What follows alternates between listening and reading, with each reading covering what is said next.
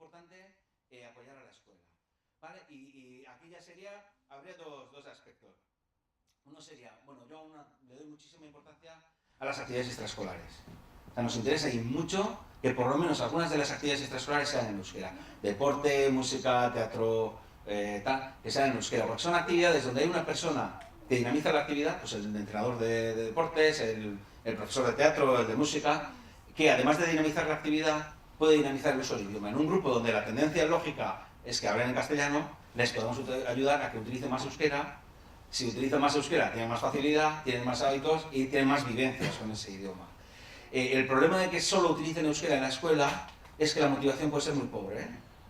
Para relacionar el euskera solo con las asignaturas, pues para algunos es suficiente y muy bien, pero para otros es bastante... Si llevo un poco mal los estudios, si lo estoy pasando un poco mal con los estudios, ya con el idioma también. Entonces lo que nos interesa es que vean, escuchen, utilicen, tengan vivencias con el euskera fuera de la escuela.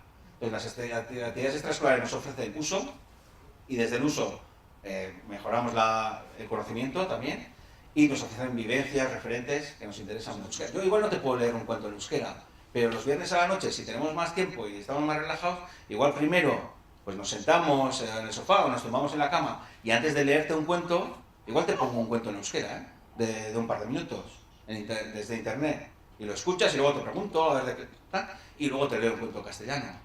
Entonces igual no te estoy leyendo en euskera, pero sí que estoy cuidando que haya una presencia en euskera.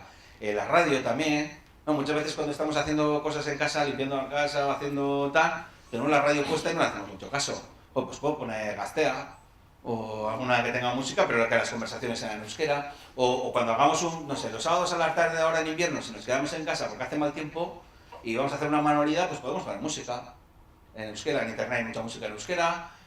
Bueno, pues son cosas que podemos cuidar y lograr que haya una presencia del euskera en casa. Y nos interesa mucho, porque es la manera de que no identifiquen el euskera solo con la escuela, de que escuchen, utilicen, tengan vivencias, referentes. Vale, cuidar un poco este tipo de cosas.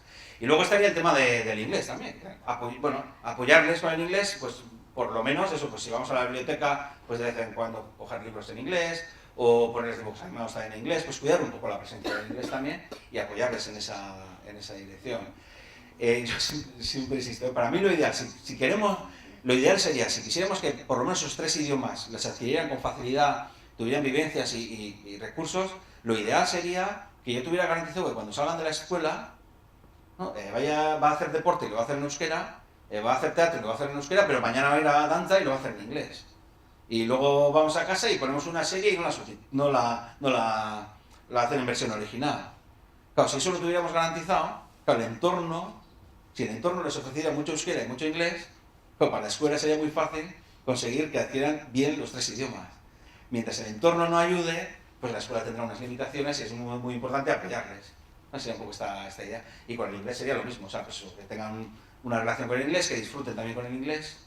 Es un poco esta idea, ¿vale? Pues dibujos animados, tal, bueno, que tengan una